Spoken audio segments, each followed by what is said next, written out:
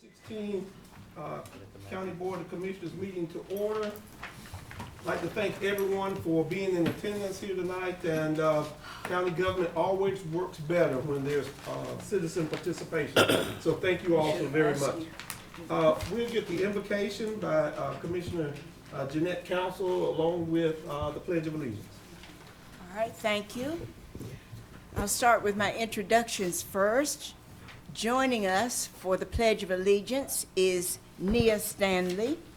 She is 8 years old. She's in the 3rd grade, and she has a baby sister who is Nalia.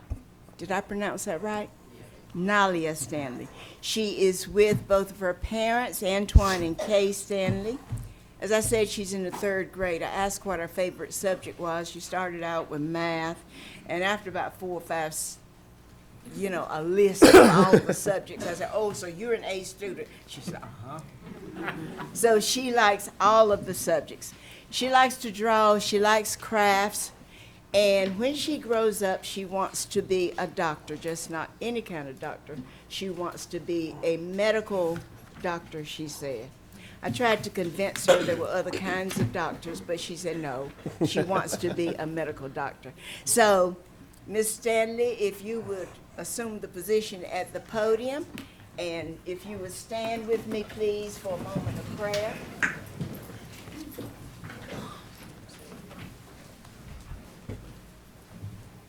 Heavenly Father, we come tonight in the middle of a joyous season to conduct the business of the county commissioners for the last formal meeting of this year. We ask you to make us ever appreciative of even the smallest blessings that we have, because there's so many people in our county, in our country, in our state, in the world who are suffering. We really have, as my friend Larry Lancaster says, a small rainbow of hope every single day, and we need to be appreciative of it. Guide us as we deliberate. Help us to make the best decisions possible for all of the citizens of our county, and help us be the very best commissioners we can be. Thank you for providing those who keep us safe and who work continually in danger every day. Amen. Amen.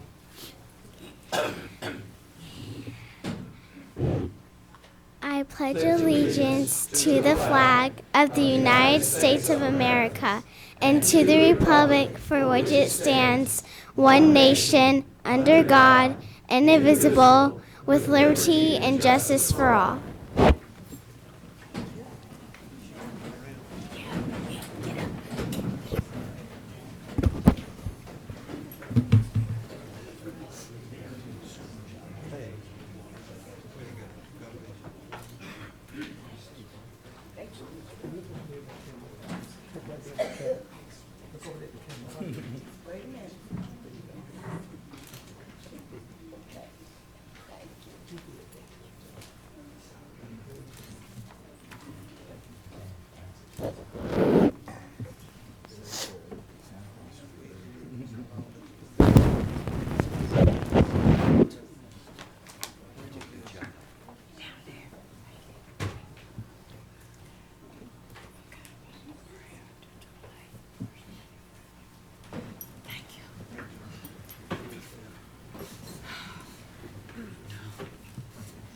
The next item on the agenda is the public comment period.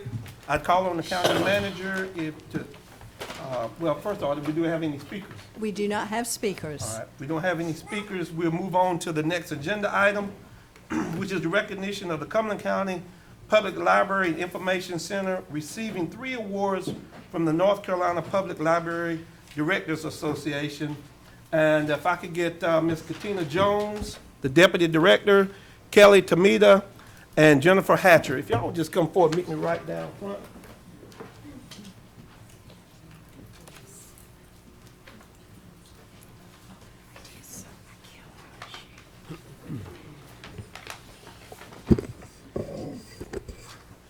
Well, first let me do this, because for the commissioners, and you know I'm the library liaison to the library, but let me introduce you to the new deputy director who has just joined us, and this is like her first official event. The library director, Ms. Jody Richardson, could not be here with us tonight, and she sent these young ladies in our place.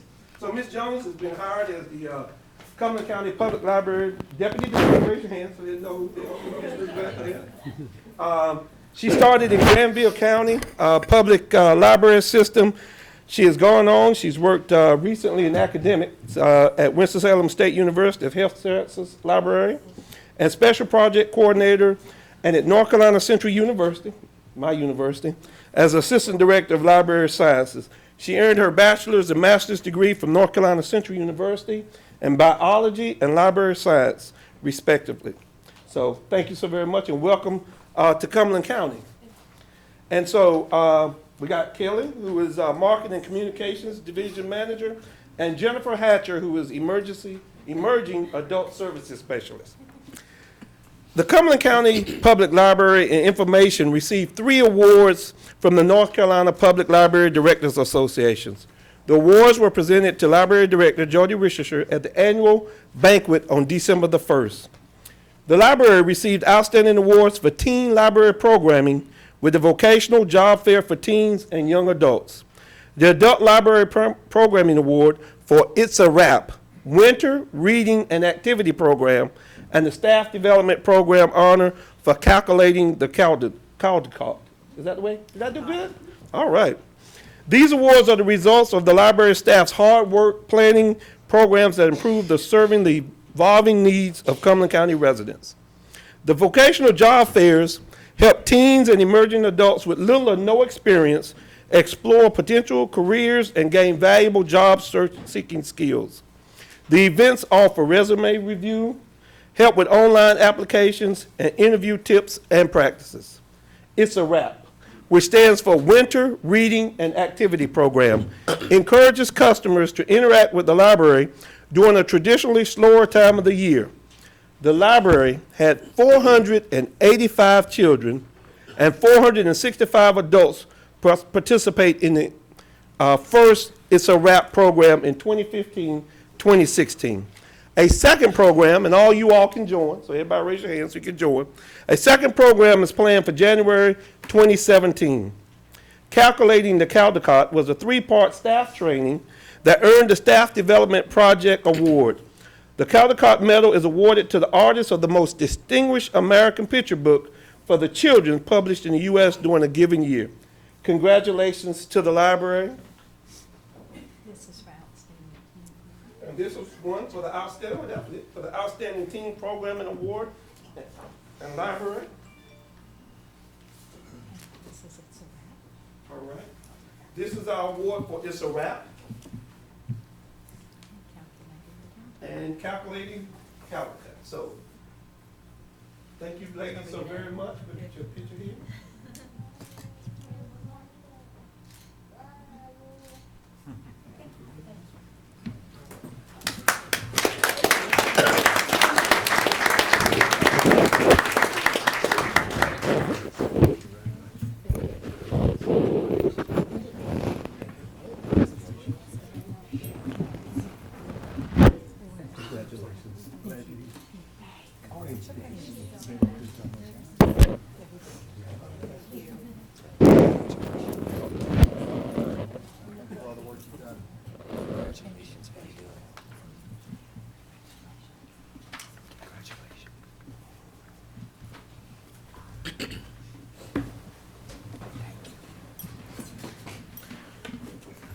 Our next item is the approval of the agenda.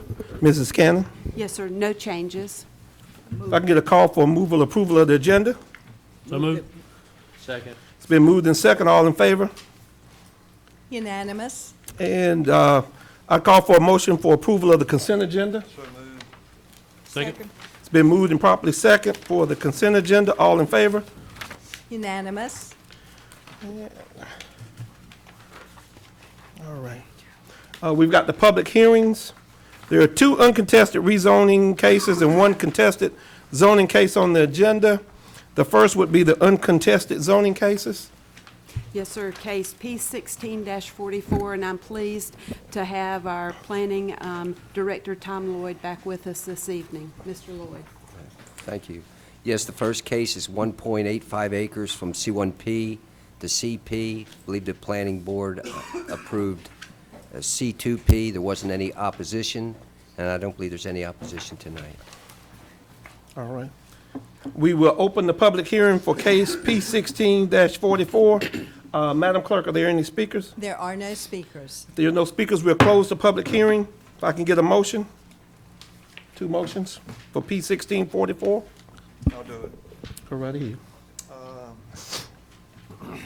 Move to find the request for rezoning consistent with the 2030 Growth Vision Plan and any other applicable land use, reasonable in the public interest for the reasons stated in the recommendations of the planning staff included in the agenda packet and as reflected in the minutes of the planning board's consideration of this case, which minutes are to be fully incorporated herein by reference. Second. You've heard the motion. All in favor? Unanimous. Second, move to approve the rezoning of CP Plan Commercial. Staff recommended denial of CP. Approval of CP as recommended by the planning staff included in the agenda package as reflected in the minutes of the planning board's consideration of this case, which minutes are fully incorporated herein by reference. Second. It's been moved and properly second. All in favor? Unanimous. The next case, 3B, is case P16-49. Yes, sir. This is 4.3 acres. Request is from A1 Agricultural to CP, or from A1 Agriculture, yes, to CP, Planned Commercial CZ, conditional zoning for a wholesale sales building that existed there with the old zoning. There was no opposition at the planning board, and I don't believe there's any tonight. Madam Clerk, are there any speakers? There are no speakers. I will open the public hearing, and I will close the public hearing. And if I can get a motion, Mr. Commissioner Booth.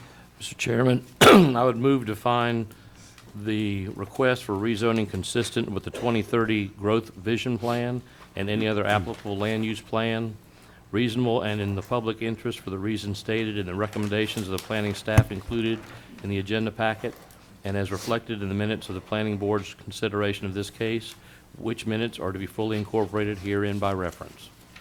Second. It's been moved and properly second. You've heard the motion. All those in favor? Unanimous. Further, Mr. Chairman, I've moved to approve the rezoning for CP Plan Commercial CZ conditional zoning for wholesale sales as recommended by the planning staff, which were included in the agenda package and is reflected in the minutes of the planning board's consideration of this case, which minutes are to be fully incorporated herein by reference. Second. I've got, it's been moved and properly second. All those in favor? Unanimous. The next case is a contested case, case P16-47. Yes, sir. The subject property is shown in a hatch pattern of 75 acres. It's surrounded by A1 Agricultural, RR, Rural Residential. And I want to point out that the rural residential to the north of Thrower Road was rezoned in 1986. The RR to the south there, or to the west of the subject property, was initially zoned in 1980. So the density that was requested, the potential for that has existed since 1980 adjacent to the property. So it wouldn't be anything new with respect to zoning in this area. The current land use in the area, so single-family housing in yellow, and a well drilling company shown number 1 in red. Aerial view of the property. No hydric soils at all on this property. It shows the water lines to the north in blue. The proposed, if you go back to that for a second, please.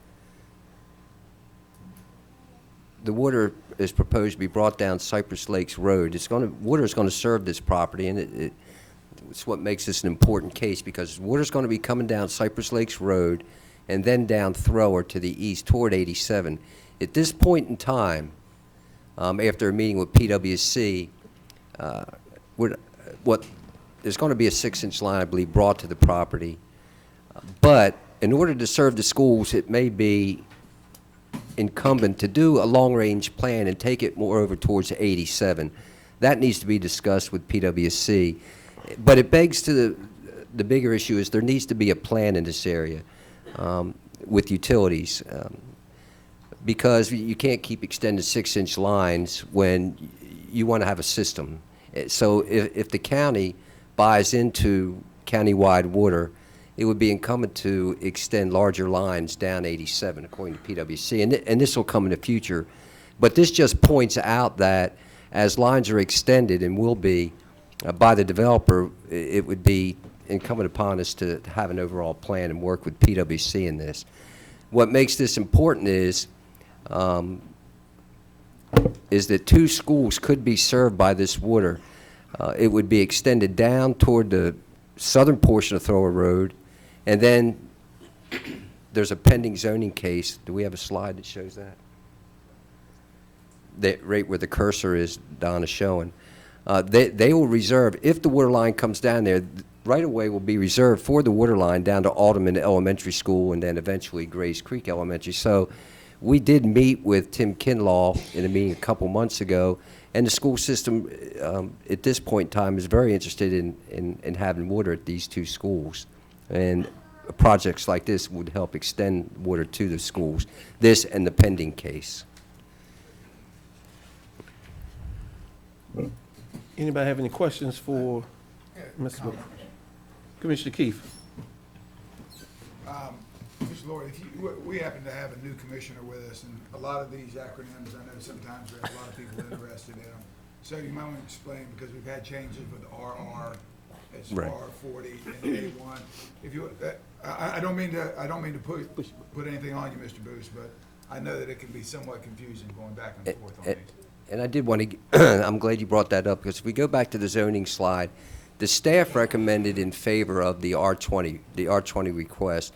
That's 20,000 square foot lots, which is the same as it's allowed in RR. The only difference in the RR and the R20, of course, is RR offers a lot more uses that can be done. The R20 is primarily a residential district, but it's still the same density of roughly, I think it's 2.1 units per acre.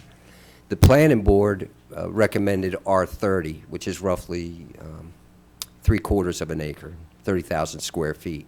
A1 is 2 acres for every unit. I realize that many people moved to this area because they thought it was a country, but you can see less than 2,000 feet away is Cypress Lakes. Do we have a slide that shows the date of some of these?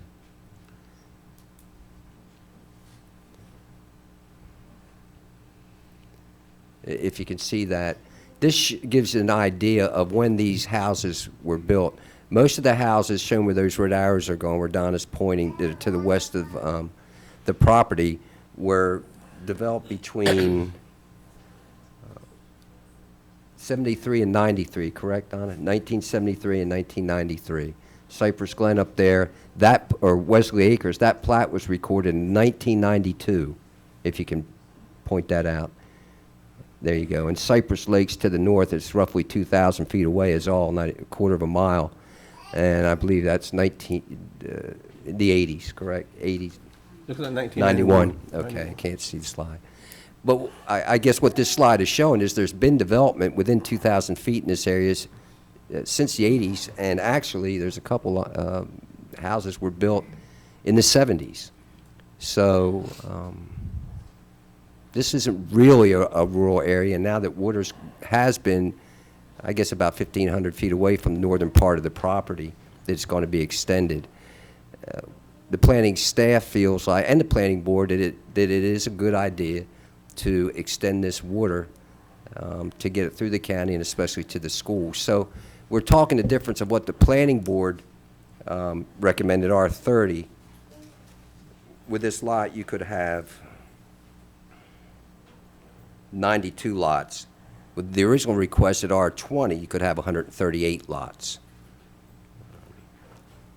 So that's the difference in the number of lots. I'd be glad to. Commissioner Booth. Yeah, if you know, to the right of it, those 3 larger tracts, are those the same or different owners than this tract that's we're considering tonight? I believe that, I don't. I'll have that answer for you in just a Okay. second.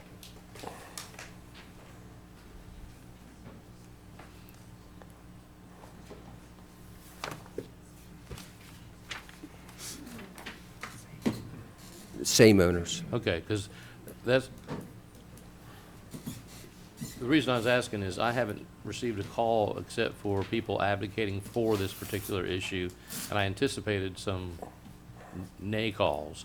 But I just was wondering, make sure that those owners, if it was not the same one, that they had gotten notice, and if they had a chance, they certainly could have come to here or at any other hearing. But if it's the same owner, I'm sure he or she's not complaining of how he or she's Correct. petitioning for this property. But I Thank believe you. some adjacent owners to the west may Okay. have signed up.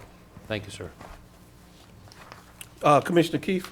Thank you. Mr. Lloyd, I noticed there's a lot of concerns from some of the residents around there in light of the catastrophic events of the past couple months, that flooding is an issue, and I'm willing to bet that flooding was an issue before.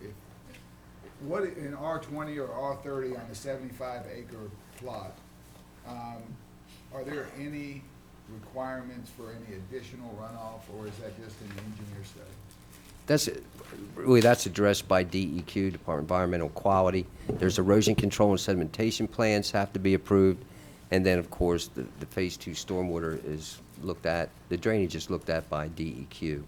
So we, as our staff, or our engineering staff, the counties, we don't address the stormwater. That's, Yeah, follow up, Mr. Chair. Go right ahead. Also, although I know that it's the intent of the developer, it said they only look to be putting in 90, but we have to look at the total ability of them to be able to put in there.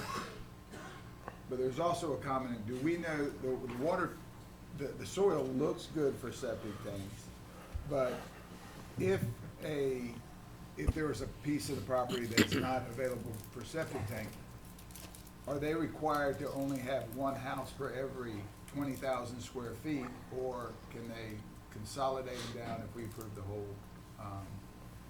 you mean smaller lots? smaller lots?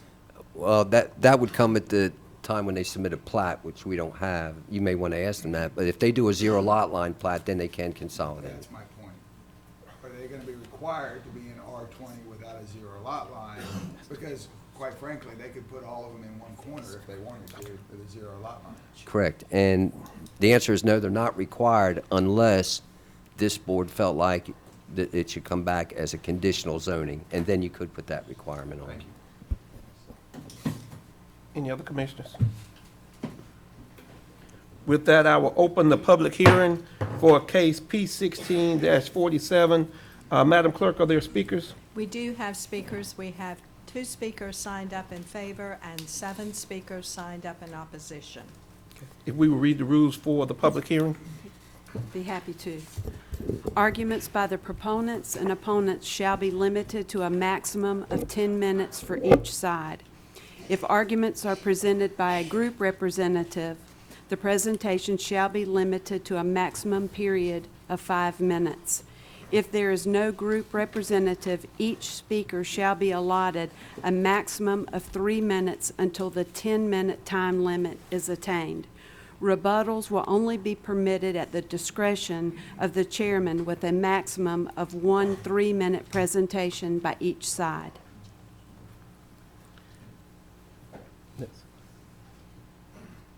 Our first speaker is Mr. Neil Yarborough. Good evening, Mr. Yarborough. Good evening, Mr. Chairman, Commissioners. My name is Neil Yarborough. I represent the owners of this property, and to answer your question, the adjacent, the 2 adjacent lots to the of that property. I'm going to be the primary speaker tonight. I do have Larry King with our engineering and surveying specialty here to answer specific questions that you may have, some of which I think perhaps were raised by Mr. Keith. Just to show you an overview of what we're talking about when you really look at the development of this property, what we would maintain, if you look up at the right-hand corner, you will see Cypress Lakes. Cypress Lakes is primarily zoned R15. Some R20, some R15, some different zonings. But what we see this as, and what you kind of see a little bit of the development as, is really a continuation of that type of development into this area. There's a couple of things, of course, looking a little bit closer, this is the subject property. As you can see, it's got excellent access on its, I guess that's its northern, I want to say its northern boundary, and it has some limited access on its southern boundary. Again, this is obviously the zonings. You can see the R15 up there, the RR. I would point out to you that if you look at the Appian Way, which is the property, please remember this, the property to the right is owned by the same people. The property to the left is zoned RR, which is the same density requirements as we're asking for, but in RR you can have mobile homes. Ours is more restrictive to single-family stick-built homes. So what we're asking for something less than what's our neighbor to the right, if you think, or to the left rather. This is Cypress Lakes and Thrower Road. And if you look back, this is standing in, actually on the dirt road, it's called Appian Way, looking back towards Cypress Lakes. And this is Thrower Road and Appian. And this is looking back toward the end of Appian Way, and this is looking back toward Thrower. And this is at the end of Appian Way. I think this is one of the mobile homes there. There's a couple of key points I'd like to impress upon you in the limited time that I have. Number one, greater density will make feasible development make the development feasible with public water and on-site retention ponds. Water will be extended to the property and engineered and built to serve additional properties. It's my understanding that through cooperative programs with Public Works and perhaps even with the school board, there's going to be some oversizing when they're actually built. For example, our schools in the area, which are currently on well water, may one day be able to receive public water. This won't bring it to them, but it will get it closer. The provision of public water to this site will not. Thank you, Mr. Yarborough. I think that was the yellow went, then my red. Don't I get my full 10 minutes? No, it's 3 minutes per speaker unless That's you're right. representing a group. Are you representing? I'm representing the group. That's why I said to Okay. start with. I'm sorry. Well, you have 10 minutes per side, so is Mr. King going to speak? For a minute, yes. For 1 minute, okay. Okay, so Thank you. zone me up for another All 7 right. minutes. Okay. We got you. Okay. You got about another 6 minutes if you're gonna take a minute. Okay. Thank you. Yes. I thought I had this time. I thought I had this time pretty well. All right, go ahead. All right. Back on the clock? Back on the clock. Okay. Although this is one of the concerns that we think was expressed in public hearing, although this water will be accessible to area residents currently on well water, there is no requirement for them to tap in. This property has extensive road frontage on the north side of Thrower and some limited access to the south side. It is conveniently located to major road nets, the 4-lane Highway 87, and then via Cypress Lakes Road back to 95. So this property started developing, all of Grace Creek started developing when DOT 4-laned it, and it's now